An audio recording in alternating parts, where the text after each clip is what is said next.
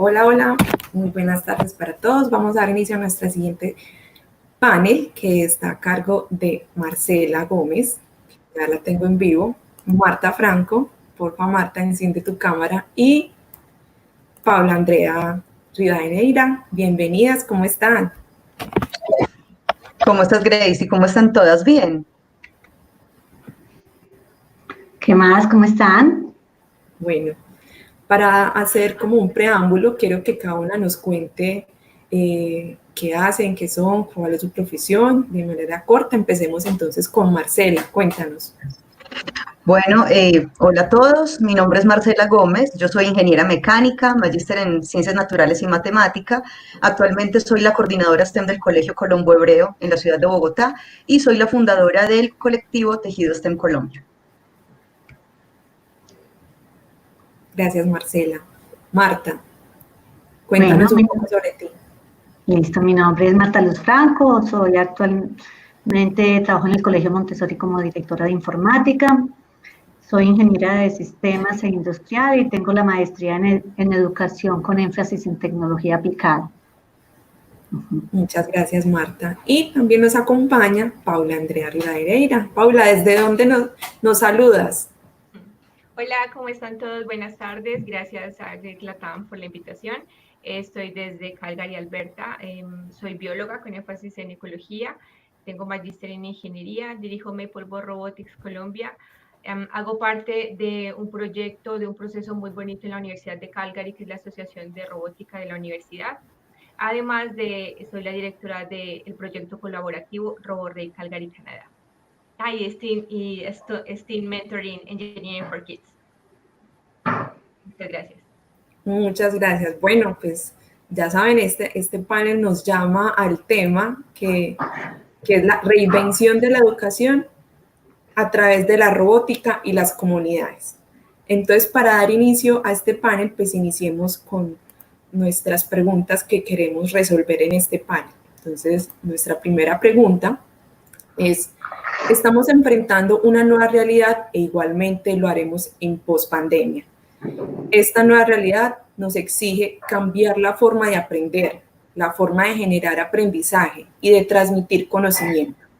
¿Cuál es el papel del quehacer educativo en este proceso? Paula, cuéntanos sobre ello. ¿Tienes tu pantalla compartida? La va a compartir Marcela. Ok, Marcela, entonces pongo tu pantalla, ya voy. Gracias. Entonces, bueno, nos preguntamos qué va a pasar con el futuro en la educación. ¿Cómo vamos a educar al mundo que todavía no sabemos qué suceda? Entonces, no sé si a muchos de ustedes, como a mí me sucedió más o menos, el proceso venía como desde diciembre, pero en realidad ya como que caí en cuenta de este proceso más o menos a mediados de marzo, cuando mi hija se despierta y estaba preocupada y de pronto me pasó la preocupación y también nos dimos cuenta que estábamos en pandemia y me preguntó, ¿ya no voy a volver al colegio? Entonces, en ese momento como que caes en cuenta de todo lo que está pasando, ¿cierto? Entonces, en nuestra educación o nuestro sistema educativo casi siempre se está basando en un sistema lineal. Y nos damos cuenta que estos sistemas educativos fueron creados también, fueron adaptados a partir de la parte de la industrialización. Entonces, estaban buscando como otro prototipo de profesionales. Entonces, ahora nos damos cuenta que el reto que tenemos que afrontar es muy amplio, ¿cierto? Entonces, despertamos como un día de pronto en medio de esta pandemia y que nos mete como a todos en un experimento global donde se nos metió a fuerza, y es una especie de experimento que nos está haciendo preguntarnos cómo vamos a trabajar con este mundo tan hiperconectado en el que vivimos. Entonces, aquí en esta diapositiva nos muestra como hay una imagen como en mi mano derecha, que podemos ver cómo las tecnologías, cuánto es el tiempo que estas tecnologías han llegado a 50.000 usuarios. Entonces, hay algunas, por ejemplo, miramos la primera que tardaron 68 años, en tener 50.000 usuarios. Y tenemos una que es la última que vemos allá, esta imagen es muy popular, que es la de Pokémon Go, que solamente alcanzó 50.000 usuarios en 19 días. Entonces, ¿qué está pasando como con todo eso? Entonces, ahí viene como ese dolor y esa frustración de este cambio que debemos afrontar en tan pocos días o tan ya. O sea, el cambio se tenía que hacer de alguna manera, pero tenemos que afrontar ya. Entonces, aquí hay como unas tendencias a cómo cambiar el rol de la educación, las voy a explicar súper rapidito. Tenemos la primera, que es un mundo sin fronteras. Entonces, como estamos tan hiperconectados, debemos hablar de un mundo sin fronteras. Entonces, nosotros estamos separados como por unas rayitas que se llaman fronteras en cada país o en cada departamento. Pero ya con esta hiperconectividad encontramos que la conexión, si hablamos de Colombia, vamos a hablar como de un 70% que ya tienen Wi-Fi. Y esto a qué nos pone a pensar, que la mayoría tenemos acceso a toda la información. Entonces ya no tenemos como ponernos a pensar de dónde vamos a sacar la información. Es decir, no nos toca como de pronto a nosotros ir a pedir el libro del vecino, que todo el mundo lo utilizaba, sino que hay todo un montón de información ya en nuestras manos. Tenemos un mundo compartido, entonces hoy lo vivimos realmente, o sea, hoy ya todo está en un medio que lo podemos compartir, nuestro conocimiento, vemos que podemos aprender a través de YouTube, hay miles de plataformas, así como el Airbnb, así como el Uber, entonces igualmente la economía va cambiando, vemos como las plataformas como Amazon, por ejemplo, están tomando un potencial en este momento, y hay otras empresas que en cierta manera, como Walmart, que veíamos que estaban a la pauta, pero que igual están decayendo, ¿cierto? Vemos cómo hay ciudades abiertas, cómo así ciudades abiertas. O sea, muchas veces pensamos que esta pandemia lo que nos va a llamar es como a volver al campo o volver a ese sistema, pero estamos mirando que hay una parte de ciudades abiertas, por ejemplo, Silicon Valley. ¿Por qué sucede esto? Porque aquí es donde llegan todas las personas a conglomerarse y hay un montón de diversidad cultural. Aquí, por ejemplo, en Canadá, donde yo vivo, lo veo ampliamente. Hay mucha diversidad cultural y eso también hace que las ciudades fluyan. El aprendizaje que muchas veces se hace desde la educación se hace como solo para momentos o para cumplir ciertos procesos. El aprendizaje debe ser a través de la vida. Nos vamos a dar cuenta que el aprendizaje no va a ser solamente lo que yo sé como profesor, como doctor, como abogado, sino que sea un aprendizaje para la vida, es decir, que sea con competencias y cómo voy a validar esas competencias. Y la era de la simulación es una de las que más me gusta. Estuvimos trabajando hoy no nos podíamos conectar como antes porque precisamente estábamos en una reunión, en una competencia de robótica con mis chicos. Entonces veíamos cómo sin tener un robot podemos llegar a este mundo. Y esto pues hablamos de una cosa muy pequeña como es una simulación en robótica. Pero hablamos del Big Data, de la cloud, ¿cierto? De muchísimas otras herramientas que podemos encontrar. Esto es una tendencia pues como de la educación. Yo creo que puede pasar la otra diapositiva. Entonces, esta es como una visión global.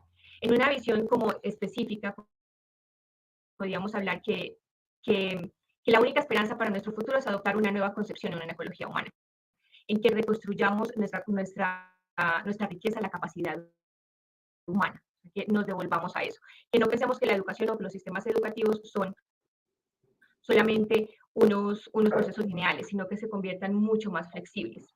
Y aquí quiero agradecer a un amigo muy especial que se llama Wilson, que me habló mucho de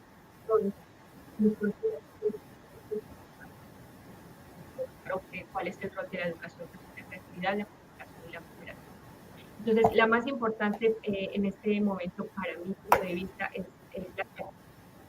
Entonces, la creatividad, Robinson la define como el proceso de tener ideas originales que tienen valor en un proceso, que tienen valor, ¿cierto? Entonces, aparte de esto, tenemos que hablar del elemento. Para mí, el elemento es como algo que tú de verdad quieres y tienes pasión por decirlo. Antes de leer el elemento de Ken Robinson, no sabía, no le había encontrado palabra, pero para mí es como ese algo, no sé dónde, del amor de lo que tú haces, ¿cierto? Y de eso es lo que se trata la educación, entonces, ser creativos. Entonces, a veces pensamos que la creatividad está solamente en los que hacen modelaje o en los que hacen unos artistas, en los que hacen canciones, pero no, la creatividad, al igual que la lectura, se puede, o que aprender a leer, se puede aprender a ser creativo. Entonces, lo que estamos buscando son una sociedad no que se reforme, ni que porque no sabemos qué va a pasar, sino que haga una reinvención de aquellos procesos que vayan más a la par con las necesidades del estudiante. Entonces, muchas veces pensamos por qué los estudiantes se aburren a ciertos procesos que estamos viviendo. De pronto no estamos llenando las expectativas que ellos quieren. Les voy a poner un ejemplo. Cuando queremos hacer una dieta, y muchas veces miramos a artistas de la televisión o alguien o algún familiar, algún amigo nos comenta, esto me sirvió, esta medicina o este ejercicio, y no lo tomamos y digo, sigo siendo igual de gordita. Entonces nos damos cuenta que esto no es para todos, ¿cierto? Que debemos mirar qué es lo que me sirve, qué es lo que yo de verdad necesito. Y aquí también entra un papel fundamental los mentores, es decir, los profes. Entonces, ¿qué estamos haciendo? Entonces somos un pilar fundamental porque somos los que vamos a ayudar a que nuestros chicos encuentren esas habilidades, las puedan desarrollar. También podemos ser unas personas que frenemos esos procesos, pero somos una guía y somos una ayuda. De pronto el papel del docente frente a todas estas tecnologías se vea de cierta manera como nos asustamos qué va a pasar, ¿cierto?, con los docentes, pero no. El papel del mentor es un papel fundamental en este proceso educativo. En la comunicación, como miramos allí en la gráfica, de lo que nos habla es, además de solamente estarnos comunicando y hablando entre nosotros, quiere decir esta comunicación que vamos a tener entre las máquinas y nosotros. Ya lo estamos viendo alrededor del mundo, cómo nos podemos adaptar si tenemos un pensamiento computacional, si educamos a nuestros chicos en desarrollo lógico. Todo esto puede trabajar de manera aislada, sino que tiene que ser un conjunto donde todos estemos hablando idiomas. Y Casito, que enseguida, muditas. Hoy estamos educando, tengamos en cuenta que son los que van a ir al futuro. Entonces, ¿qué va a pasar con esos chicos que hoy están yendo a preescolar, pero que van a tener que van a salir en el 2040? Si les estamos aportando lo que ellos necesitan, si estamos dando las necesidades que ellos lo que necesitan. Entonces, esa es como la invitación. Y la última diapositiva, que es como la conclusión. Aquí hay como una pequeña quote de Abraham Lincoln, donde lo que nos quiere decir es que frente a las dificultades no tenemos como quedarnos allí frente a estas tormentas, sino lo que tenemos que hacer es ponernos en la cima, sacar de todas estas dificultades lo bueno de nosotros para poder sobresalir en ello. Entonces, ¿qué pensemos? La educación es muy importante para nuestros estudiantes y para nuestros hijos. Entonces, que se convierta, hay una frase de Jonas Salk, que debemos celebrar el don de la imaginación. Entonces, la invitación es que seamos creativos y que sigamos esos procesos creativos y que tengamos en nuestras escuelas como esa herramienta, podamos llamarlo, de la agricultura, donde florezca cada vez más ese proceso educativo. Y que no creamos que porque estamos en pandemia se cerraron todas las escuelas, pero se nos abrió una puerta gigante donde podemos reinnovar y reiniciar un nuevo proceso educativo. Gracias. Totalmente. Gracias, Paula. No sé si Marcela y Marta nos puedan comentar algo más respecto a esta primera pregunta que hicimos y que obviamente pues Paula toda una cátedra al respecto. Sí, Paula menciona 3 elementos indispensables que son la creatividad, la comunicación y la cooperación. Y me atrevo a decir que lo bueno es que, digamos, eso tiene mucho que ver con el tema en el que yo trabajo, que eso define la dinámica al interior de una comunidad de aprendizaje. Si no hay unos criterios específicos sobre los cuales las personas puedan identificar que tienen cierta influencia en la transformación de sus realidades, y si no son conscientes de las dificultades que están sorteando o las distintas posibilidades que tienen para transformar un ambiente en el que están, es muy difícil que se pueda llevar a cabo un proceso de comunicación efectivo, sólido, que favorezca una cooperación en donde todos los roles tengan influencia. Entonces, dentro del proceso de reinvención educativa que menciona Paula, la conciencia de que cada uno de los miembros de una comunidad tiene injerencia directa en el resultado final es un elemento muy importante a tener en cuenta. Y no solamente aplica para el ambiente educativo formal, el de las cuatro paredes, sino para todas las personas que están relacionadas con esta comunidad educativa. De hecho, Paula lo decía hace un rato, nosotros, por el hecho de que los colegios estén cerrados, realmente la educación no se ha cerrado, al menos en nuestro caso, porque los docentes están dándose cuenta de que su influencia va más allá de las paredes de un edificio. Entonces hemos tenido que buscar nuevas maneras de conectar la necesidad de construir un nuevo mundo o un mundo mejor con las condiciones en las que estamos. Entonces ahí estamos haciendo un proceso de reinvención con toda la comunidad involucrada. Es correcto, gracias Marce. Y Marta, ¿tú qué nos puedes opinar al respecto? Bueno, yo voy más a otros elementos que pueden complementar esa reinvención de la educación. O sea, hay tres elementos que para mí están siendo que nos están dictando a una reflexión educativa. Independiente, uno de ellos es que la formación es lo fundamental y dentro de la formación es todo lo que nos va a conllevar.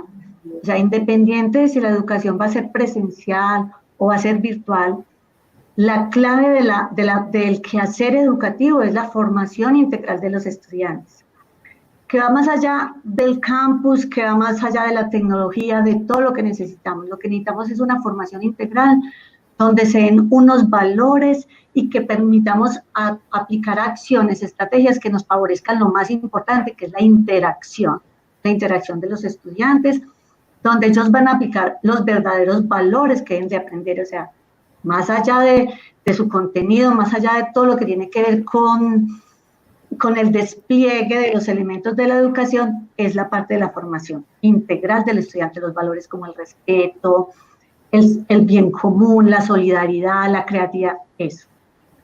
Otro elemento fundamental es que todo este llamado a todo lo que hemos estado viviendo en esta situación es a que nos demos a una tarea de reflexionar en lo fundamental, o sea, cuáles son las competencias fundamentales que debemos desarrollar en los estudiantes.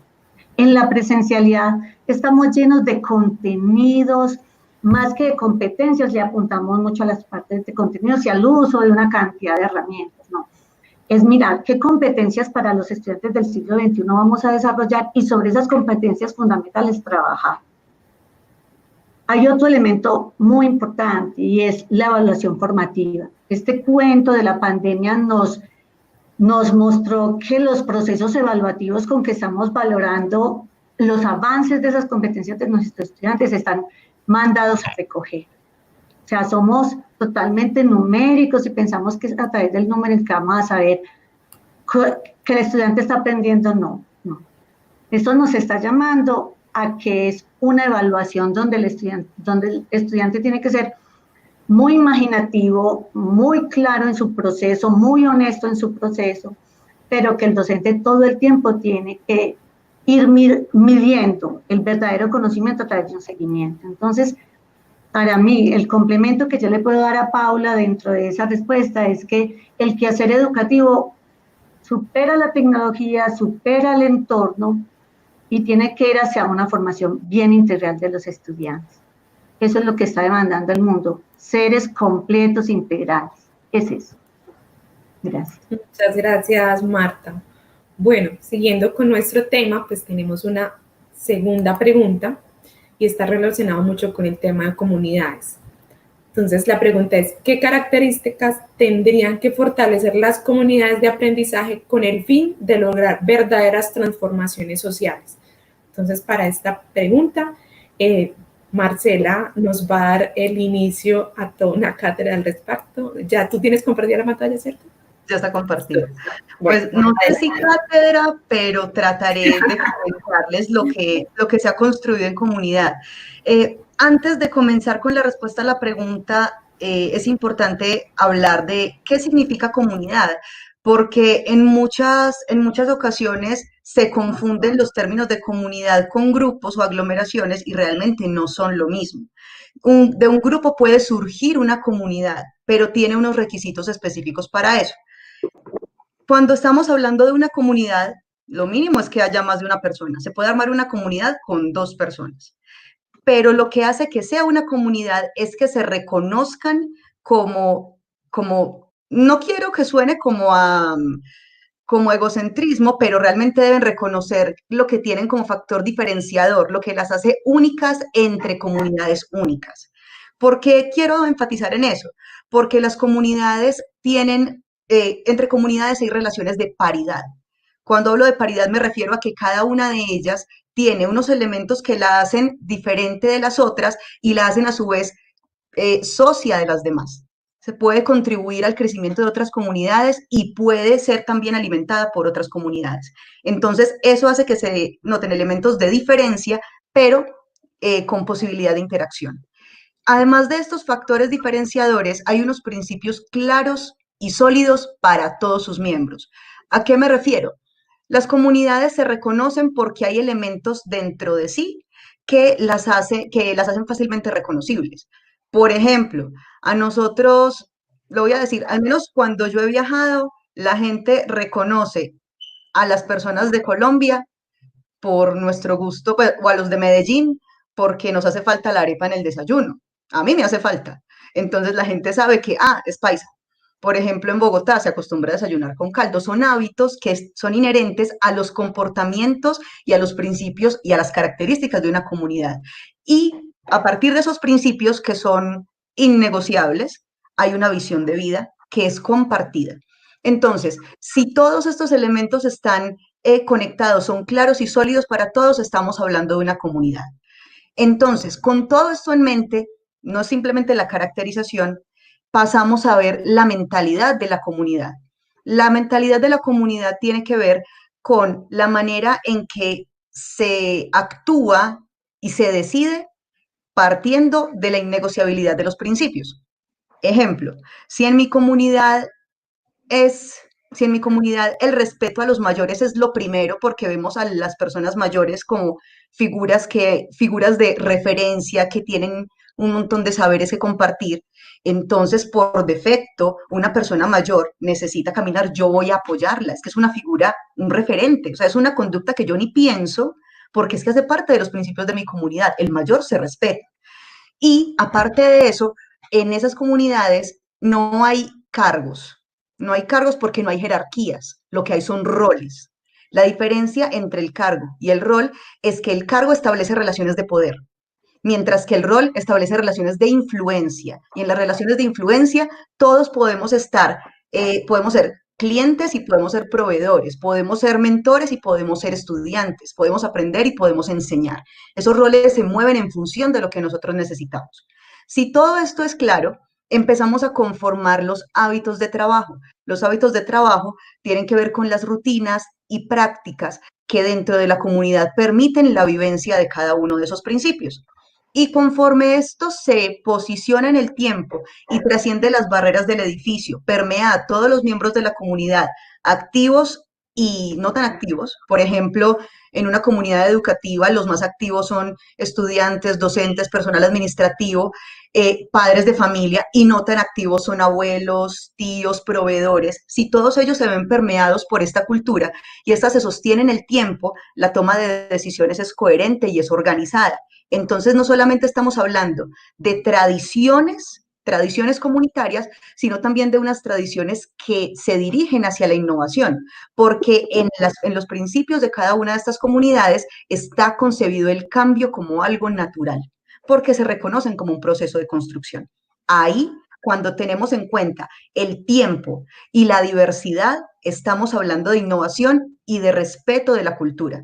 Por eso es que en una comunidad con una cultura sólida, la tradición y lo tradicional no son lo mismo. Uno puede tener tradiciones muy fuertes y esas mismas tradiciones pueden apalancar la transformación hacia el futuro, pero depende de lo sólido que hayamos construido todo el proceso. Nosotros hace muchos años hablábamos de este escalonamiento. Nosotros no podíamos hablar de construcción de cultura si no le dábamos tiempo a las cosas de asentarse. Y eso pone en peligro nuestros paradigmas con los que crecimos.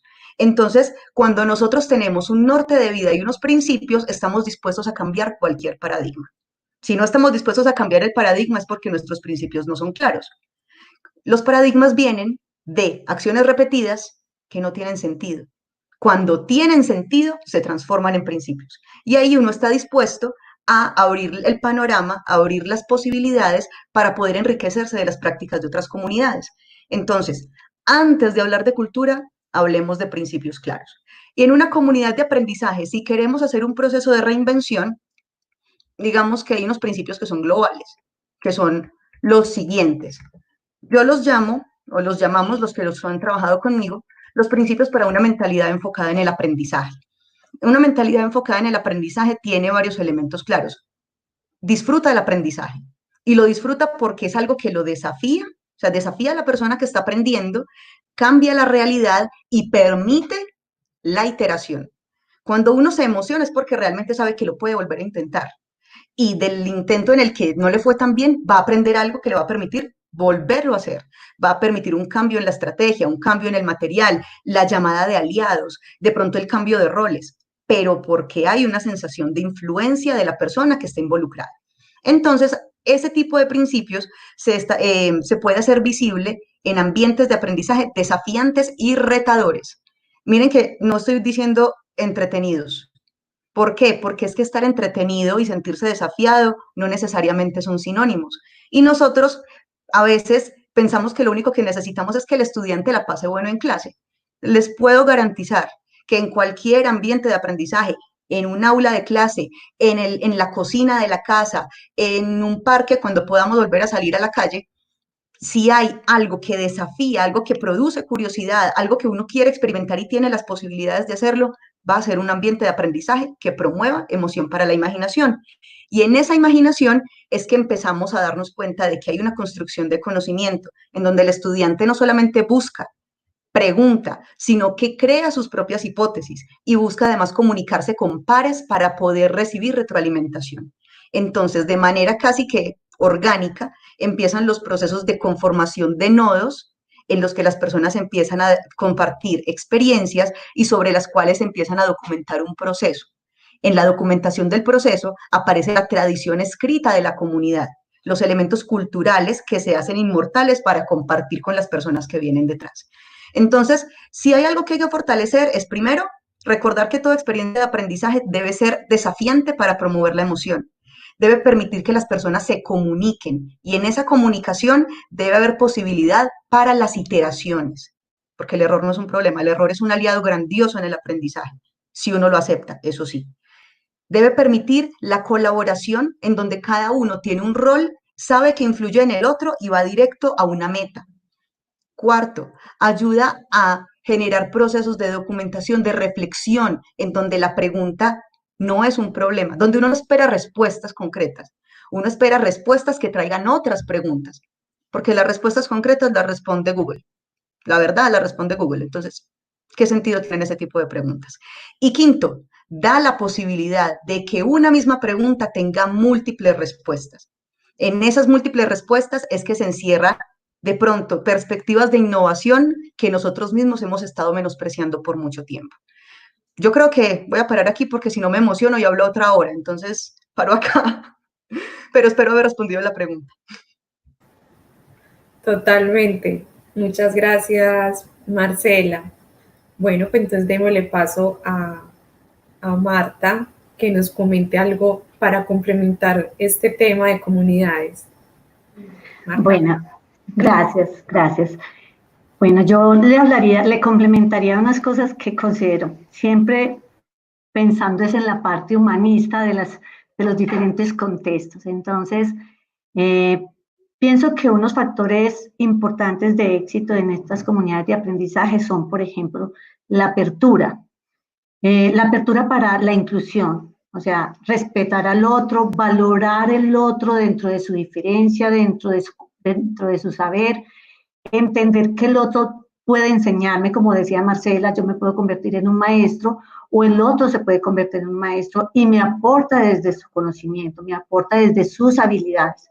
Entonces me parece súper interesante es que una comunidad de aprendizaje reconozca la valoración de la diferencia. Otro es la humildad, o sea, entender que dentro de las comunidades de aprendizaje todos tenemos mucho por qué aportar, pero entre más le bajemos como esa parte de egos dentro de los actores que se están manejando en la comunidad, van a permitir de que el aprendizaje fluya mucho más y que todos aprendamos de todos. Eso me parece muy importante. Lo otro es pensar en el otro, o sea, aportarle a los intereses comunes y sociales para lograr transformación, más que a los individuales y más que individuales a las institucionales y privadas. O sea, una buena comunidad de aprendizaje, si le va a apuntar a la transformación social, es incluir a los que normalmente no se incluye. Dentro de eso me gustaría como resaltar de pronto una comunidad de aprendizaje que nosotros hemos creado acá en Medellín y me parece importante como un caso de éxito. Una comunidad que se llama la Mesa Educativa TI, donde somos participantes, más o menos unas 32 instituciones entre universidades y colegios, y esta comunidad de aprendizaje nos invita a reunirnos una vez al mes, donde ponemos un tema, y ese tema se trabaja, se investiga, se discute. De ahí hemos logrado una cantidad de apoyos, de unir fuerzas para los proveedores y hemos logrado que todas esas instituciones logremos aportes de proveedores. O sea, es una comunidad de aprendizaje que se ha sostenido durante 6 años y donde todo el conocimiento escolar, universitario y empresarial se han unido a trabajar. O sea que se logra transformación social con elementos como este y donde se dé bastante apertura para que los diferentes actores participen. Es eso. Gracias, Marta. Y pues, Paula, ¿qué nos puedes comentar respecto a este tema? Bueno, yo estoy como a la par con las apreciaciones de mis dos compañeras, de Marcela y de Marta. Lo más importante en una comunidad humana, creo que depende de la diversidad del talento humano y qué tanto nosotros lo podemos respetar y cómo lo vamos a trabajar. Y no solamente como que lo tomemos como una parte como única o una cosa pequeña, sino como una parte donde podemos aprender muchísimas cosas. Y de lo que se trata es de no solamente de expandir una solución, sino de crear un movimiento con la educación en el cual las personas puedan desarrollar sus propias soluciones, pero que se sientan apoyados por esas comunidades. Entonces, cuando les estaba hablando como de la creatividad, cuando nosotros realizamos algo por nosotros mismos y nos encontramos con esos pares. Como a mí me pasó en el tema de la robótica, entonces les voy a como poner un ejemplo pequeñito. Entonces, cuando hablo de robótica y nos encontramos como en ciertos escenarios de robótica, nos vamos encontrando como casi que las mismas cosas, ¿cierto? Pero lo bonito de esto es como cómo nos complementamos y cómo vamos aprendiendo de cada cosa en la que nos vamos encontrando. Entonces, lo rico, lo bueno de las comunidades humanas es cómo nos aportan en este proceso de educación. Entonces, si solos podemos hacer cosas grandes, entonces ustedes pueden imaginarse con esa creatividad de muchas otras personas que están apasionadas por una cosa, entonces, ¿qué cosas más grandes podríamos lograr? Y no solo pensar que son cosas buenas, probablemente también tenemos cosas malas o probablemente nos equivoquemos. Pero eso también es muy, muy bueno cuando programamos. Nos damos cuenta que hay que ir del error, volver a empezar y del error. Pero eso es lo importante. O sea, lo peor que nos puede pasar es no hacerlo. Cuando lo hacemos, ya. Y cuando encontramos pares. Listo, Paula. Yo Muchas quisiera gracias. con algo que mencionó Paula sobre la importancia de darse cuenta de que lo peor que uno le puede pasar si hace las cosas y se equivoca es que ya sabe cómo no se hacían. ¿sí? De hecho, creo que fue Thomas Alva Edison el que dijo algo parecido, que él no había fallado 10.000 veces, sino que había encontrado 9.999 formas de no hacer las cosas. Al respecto, me gustaría mostrar, me permite mostrar mi pantalla otra vez. Quiero contar estas dos situaciones que ayudan como a entender un poco lo que quiero decir. Gracie, ¿me ayudas mostrando mi pantalla un momentico? Estas dos. Y no es porque sean los dos lugares que son ahora mi casa, porque lo son, el Colegio Colombo Hebreo, donde soy coordinadora, y Tejido STEM Colombia, donde soy fundadora. Me gusta poner estos dos ejemplos por dos razones. Tienen algo claro que es, queremos generar un ambiente de innovación a partir de lo que hemos construido en el tiempo. O sea, la historia es un insumo indispensable para la transformación. Entonces, por ejemplo, en el caso del Colombo Hebreo, se quiere construir un pequeño Israel en Colombia, formando personas que hacen parte de la comunidad judía, pero con la esencia de personas de Colombia. O sea, personas que sirvan a la comunidad colombiana a partir de unas costumbres que son pues ya tradiciones como tal, pero parten de un norte único. Y ese norte es reconocer qué entienden ellos por un pequeño Israel.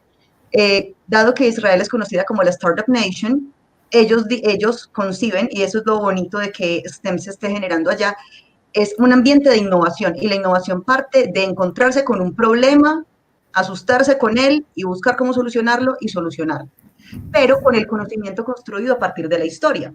De hecho, lo hablaba hace poco en una charla con el Colegio Windsor de Montería sobre cómo la caída de Ícaro permitió que SpaceX volara hace poco. Es construir a partir de la historia, es toda esa documentación lo que nos permite tener o materializar una nueva realidad. Y Tejido STEM tiene como esa misma idea, tiene la concepción de que la sabiduría de nuestros abuelos, aparentemente muy divertida a través del refrán, realmente está cargada de contexto, en donde es un saber serio, un saber para toda la vida. Por ejemplo, eso de que a caballo regalado no se le mira el diente, a uno le da risa, pero ¿eso qué quiere decir? Es un voto a la confianza. O sea, no es simplemente no verifique, es un voto de confianza hacia el otro, porque uno no regala algo malo a las demás personas. Es sabiduría popular que si uno la lleva a la construcción de ambientes de aprendizaje, transforma de manera integral la manera en la que uno está aprendiendo con otros, como mencionaba Marta. Entonces uno humaniza inclusive el aprendizaje científico y tecnológico de esa forma. Vale, muchas gracias, Marcela. Bueno, continuando entonces con nuestro panel, vamos a hacer nuestra última pregunta. Tenemos una experta que es Marta. Y bueno, pues la pregunta es, la robótica educativa ofrece un sinnúmero de ventajas a la hora de crear ambientes de aprendizaje proactivos y escalonados, en donde cada estudiante puede construir conocimiento e interacción directa con pares y su objeto de estudio. ¿Cuáles han sido los aspectos claves e impactos en la robótica educativa? Para esta pregunta, entonces, vamos a dar inicio con Marta, que nos va a hablar a todo detalle sobre esto. Marta, ¿vas a compartir pantalla? Sí, voy a compartirles una pantalla. ¿Se ve en este momento? Sí. Bueno, entonces yo les quiero hablar un poco sobre lo que considero yo después de la experiencia que hemos tenido y precisamente como para concretar un trabajo práctico de estas comunidades de aprendizaje sobre una experiencia intercolegiada de robótica, que la podríamos llamar después de todo este proceso de 5 años como una gran oportunidad de inclusión y transformación social. Como ustedes pueden ver, este es un solo equipo. Es un solo equipo, es una comunidad de aprendizaje conformada por 45 estudiantes, 11 egresados de diferentes instituciones educativas que habían pasado por este proceso después de 4 años, por unos mentores, aquí también están personas que hablan sobre la institucionalidad, el alcalde de Medellín, porque también hacía parte de este equipo, y ahí algunos padres de familia. Entonces es una comunidad de aprendizaje. ¿Qué viene a trabajar esta parte? Esta comunidad de aprendizaje está conformada por estudiantes donde cada uno de ellos desarrollan diferentes competencias. No solamente las técnicas que están dadas a nivel de robótica, que uno ya sabe que La robótica desarrolla competencias de programación, de mecánica, de neumática, de electrónica, o sea, competencias de conocimiento. Un equipo como este para prepararse para una competencia grande como fue el de la FERS, este solo equipo, los estudiantes seleccionan de acuerdo a sus habilidades en varias líneas de trabajo. Una línea técnica, dentro de esa técnica dicen me inclino más por el diseño, otros se inclinan más por la parte de programación, otra línea de marketing, entonces se vuelven unas personitas expertas en la proyección y búsqueda de patrocinios con empresas, con diferentes cosas, y también otra de transformación social, donde se dedican es a ayudar a que los estudiantes de unas instituciones que no son tan, que son del sector oficial, puedan lograr en su etapa final poder desplazarse a diferentes países. Entonces, un equipo, una comunidad de aprendizaje como esta, cada uno encuentra su rol y encuentra su rol y sobre ese rol le apunta a fortalecer un solo equipo. Entonces, yo les quiero hablar sobre una experiencia de robótica de esta magnitud, donde un equipo puede estar conformado casi por 67 o 70 personas. ¿Qué aprendimos? Aprendimos que un buen proyecto de robótica maneja estas líneas y unos objetivos estratégicos. Un modelo cíclico de una preparación más o menos, o sea, esto es un modelo cíclico anual para participar en la FERS con diferentes estudiantes y donde se da una pretemporada y una temporada. Entonces les voy a hablar sobre estas 4 líneas de acción.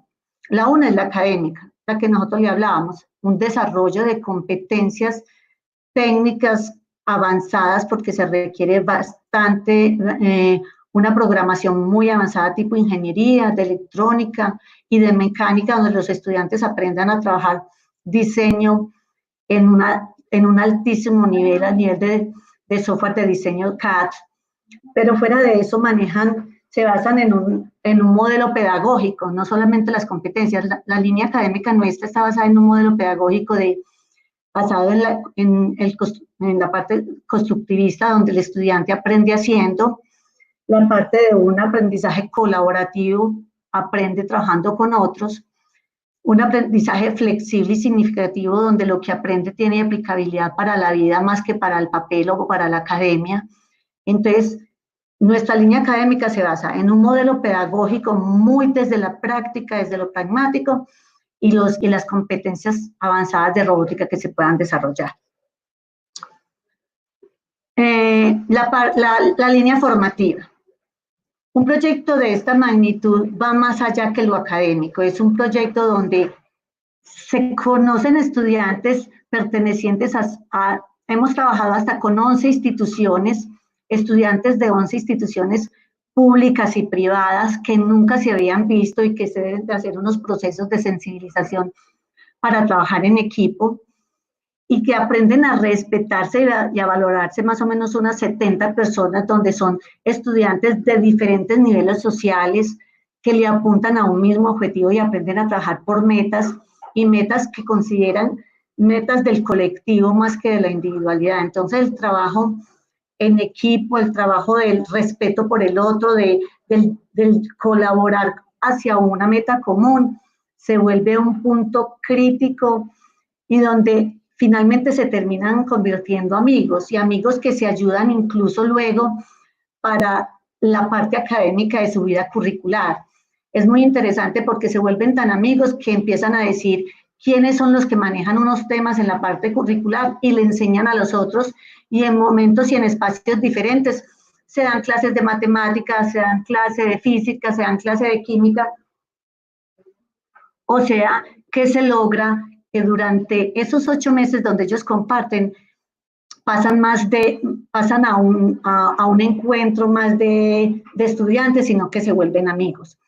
Amigos de actividades extracurriculares y de actividades curriculares. Eso es lograr ese efecto formativo donde el ser humano, el amigo, eso es pues mágico.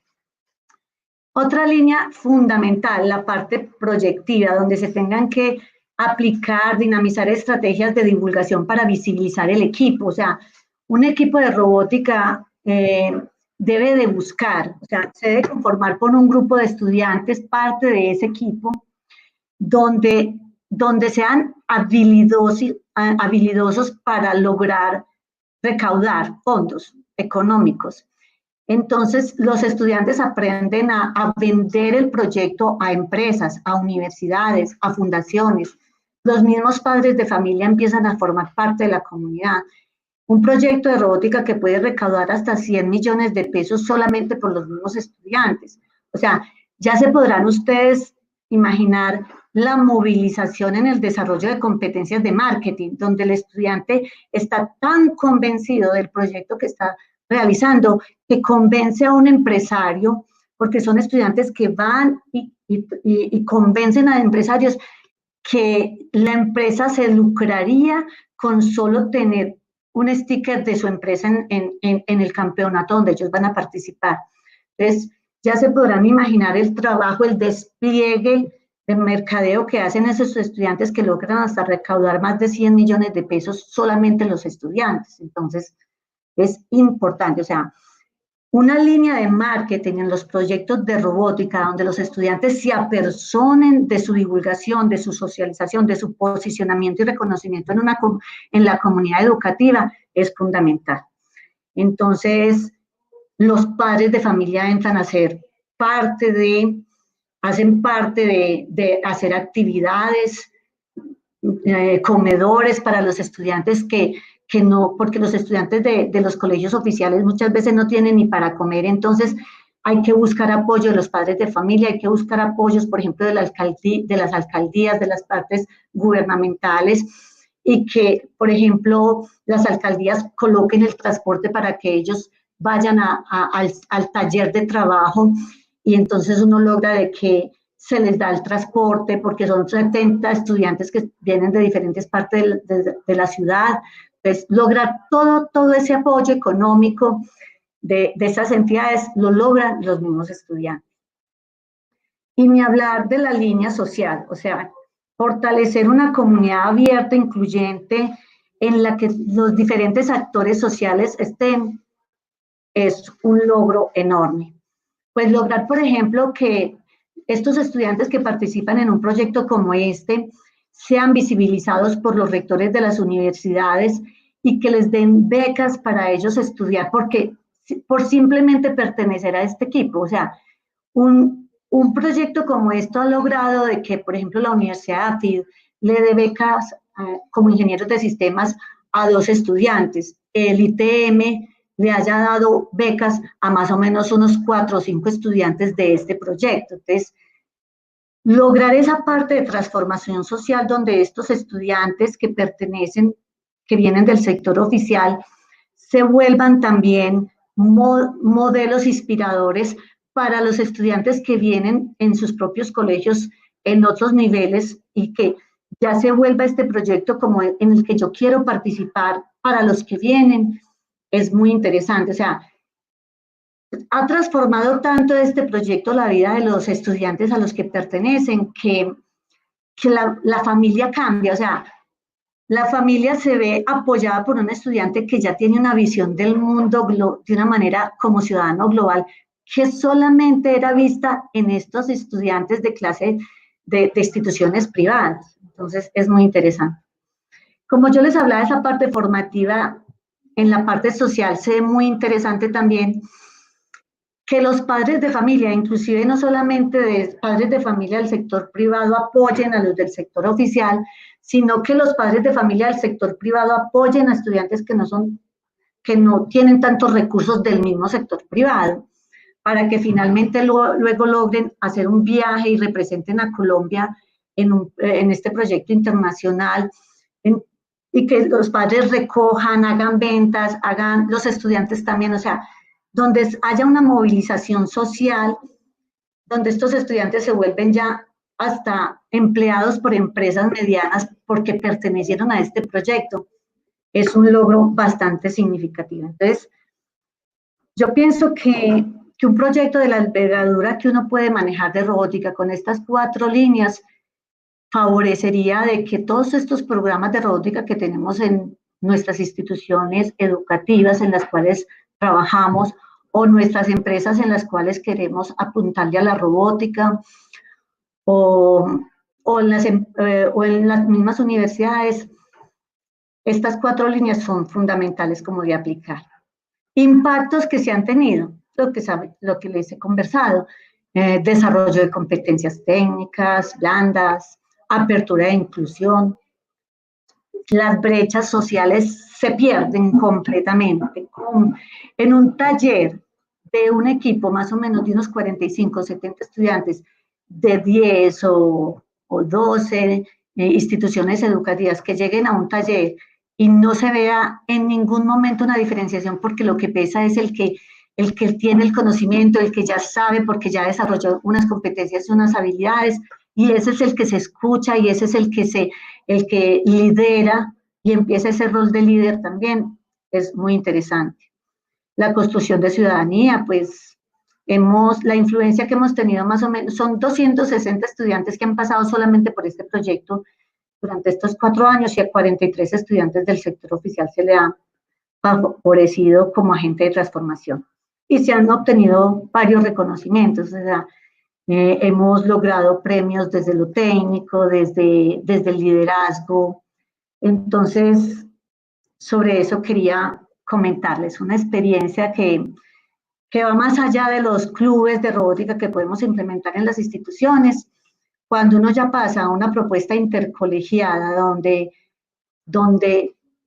se comparten todo este tipo de realidades, es un trabajo bastante interesante de transformación social. Para eso pienso yo que está hecha la robótica educativa, para transformar, para que un estudiante de un sector se posicione en otro sector.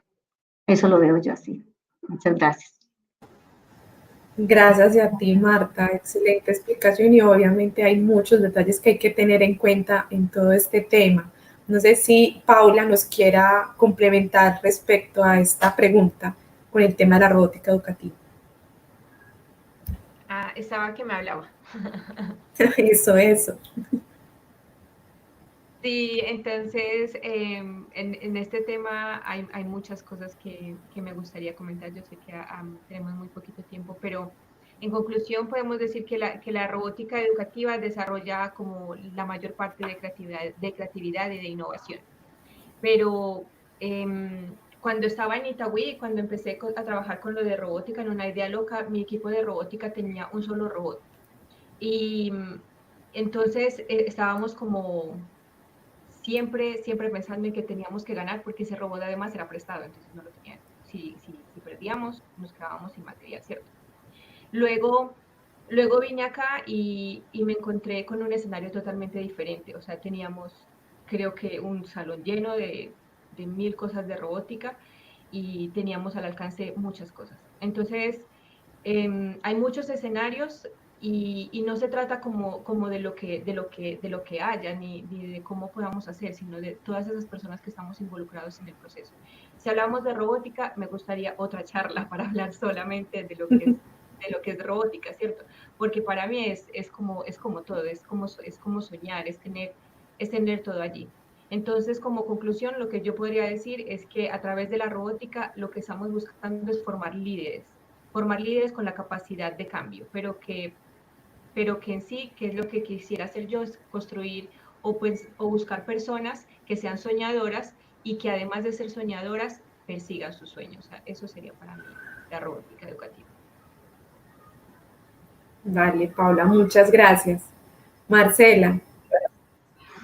Yo también estaba que me hablaba. Este es un tema muy bonito y realmente tiene una influencia mayor de la que uno cree, porque la mayor parte, o al menos una gran cantidad de comentarios que uno escucha al inicio, cuando se va a empezar un proceso de robótica educativa, se va a perder el rigor y la estructura de las clases, lo cual no tiene sentido, y la otra es que eso lo hacen solamente como para aparentar que hacen, pero eso es un asunto de también desconocimiento y de temor por el cambio. Generalmente cuando uno siente temor Uno sabe que cuando uno no se siente experto en algo, prefiere irse por lo que ya conoce para evitar fallar. Ahí es donde hablamos del error que mencionábamos hace un momento.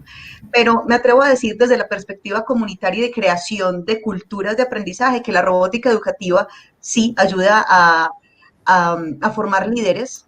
Y los líderes no necesariamente tienen que ser líderes coordinadores, pueden ser líderes conciliadores, pueden ser líderes analíticos, introspectivos, pero tienen una línea clara sobre la cual trabajan y saben cómo enlazarse con otras personas, con otros compañeros, otros co-líderes, eso es lo bonito. Y aparte de eso, generan un pensamiento sistémico mucho más sólido. Entonces, no solamente tenemos líderes visionarios, líderes comunitarios, sino también líderes críticos, porque son capaces, desde la experiencia que les ha dado la robótica educativa, saben cómo un sistema interactúa. Entonces pueden ver qué factor tiene una mayor influencia en un fenómeno total o parcialmente, y saben ver si dentro también hay otros pequeños aspectos que pueden estar haciendo que su comportamiento cambie. Uno lo ve como un ejercicio de construcción. No, no es un simple ejercicio de construcción, es un proceso de diseño, es un proceso de análisis. Y si lo vemos desde una perspectiva más amplia, la robótica educativa es una manera concreta de generar conciencia, de crear la conciencia de que uno puede construir la realidad que necesita, pero con cuidado y un paso a la vez. Entonces, creo que pensar en una robótica educativa que empiece desde la interacción uno con el objeto y luego comunidad con el objeto va a permitir la creación de una, ¿cómo lo digo? Como de un comportamiento colectivo en donde cada uno se siente partícipe de lo que tiene que construir.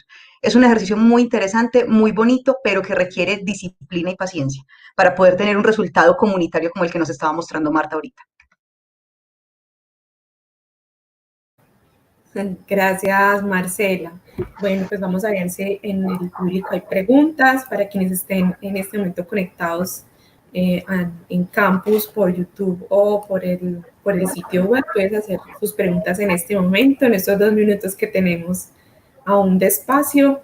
Igual les voy a leer algunos comentarios de algunos asistentes, por ejemplo, Wilson Álvarez, Harrison, no sé si a ustedes los conocen. Por ahí les han mandado muchas saludos y les encanta mucho la iniciativa. Excelente contenido de las charlas. Olga Patricia Ospina también hizo comentarios en nuestras redes. Alejandro Espinal Duque, Francisco Rivadeneira. Y ¿qué más? Bueno, si se me pasa alguno, igual pues muchas gracias por haber participado. De momento pues les voy a hacer una pregunta súper corta, que será, ¿cuáles son esos 3 valores importantes que ustedes ven que debe tener esta educación, esta nueva reinvención? ¿Cuáles son esos 3 valores que definitivamente para esta nueva era deben de estar, ya sea en un maestro, en un estudiante? Dice, estos 3 deben de estar siempre en estas personas. 3 valores. Se las puse muy difícil. No, es que escoger 3 es muy duro, pero se puede. Dale, Marcela. Bueno, el primero es el respeto por el otro y por lo otro. Sí. Cuando no hay una relación de respeto, no hay intención de aprendizaje. Cuando uno realmente respeta, está interesado en comprender. De hecho, en mi familia hay un dicho pues, que siempre, eso viene desde mis tatarabuelos y seguirá con mis sobrinos y de ahí para abajo, que es aprender para entender, entender para respetar. Entonces, cuando hay una relación de respeto con el objeto de conocimiento y las personas que también están aprendiendo, el tipo de interacción que se va a favorecer siempre va a ser constructivo. Ahí va el segundo valor.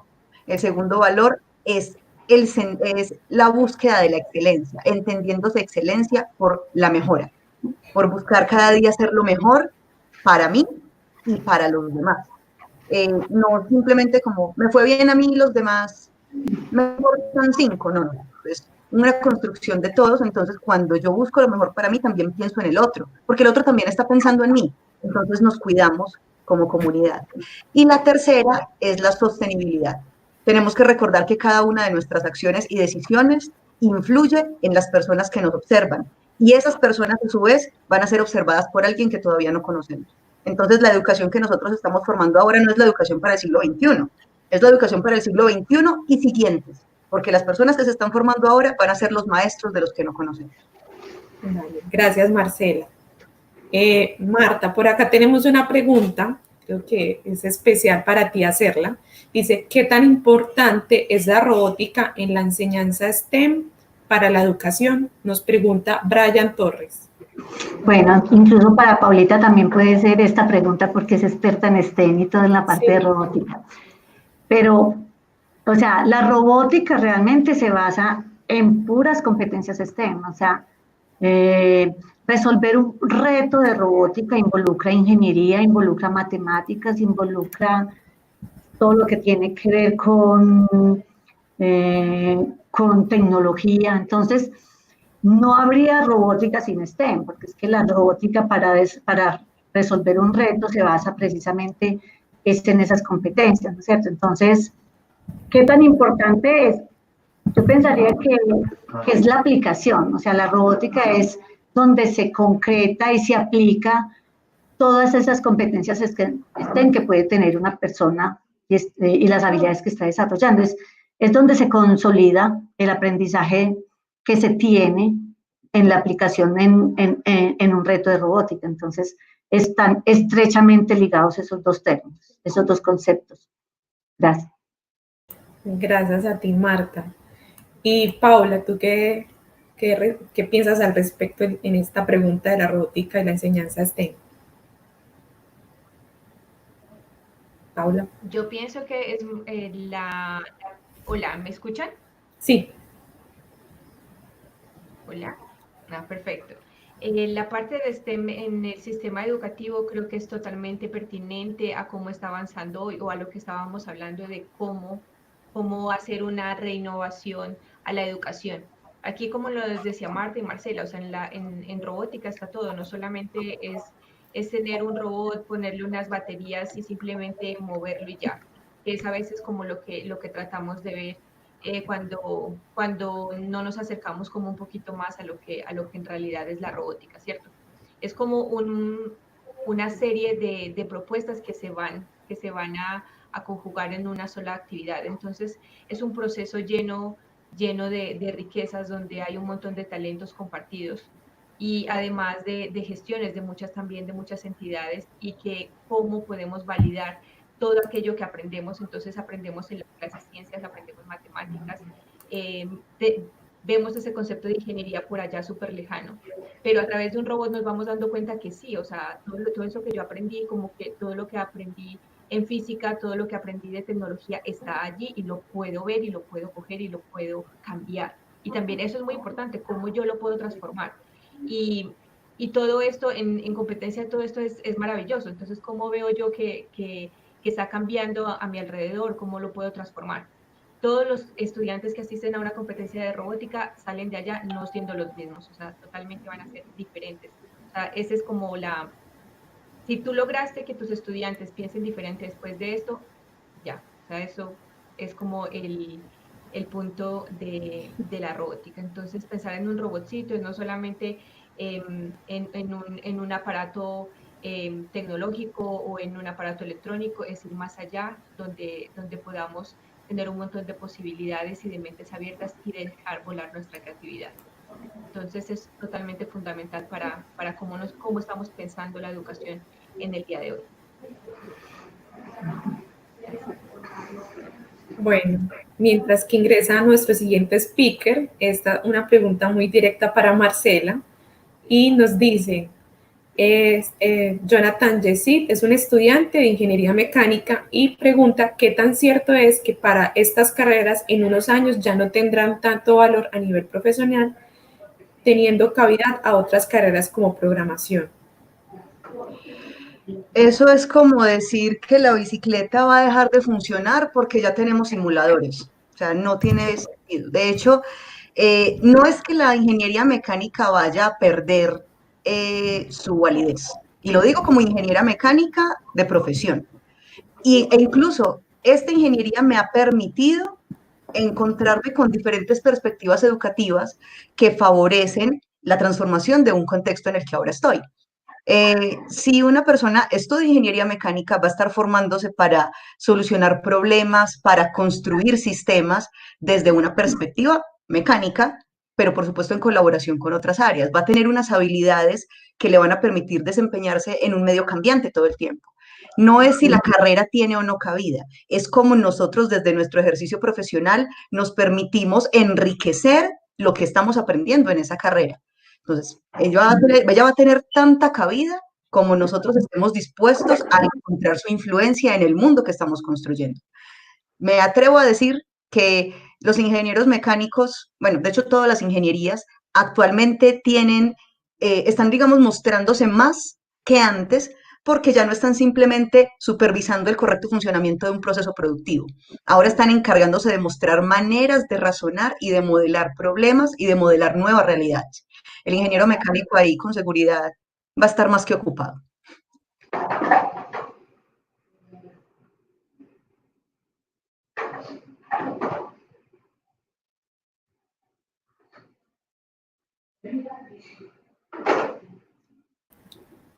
Siempre pasa. Bueno, muchísimas gracias realmente pues por haber aceptado la invitación.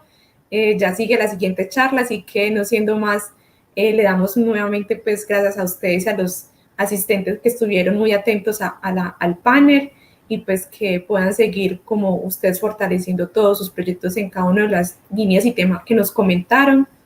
No sé si nos quieran decir algo más para cerrar y dar continuidad a la siguiente charla. Muchísimas gracias, Gracie, a ti por la invitación. El evento se ve que está siendo muy bueno, que cada una de las actividades propuestas están muy buenas, las charlas. No, pues, un honor estar con ustedes. Gracias a ti, Marta.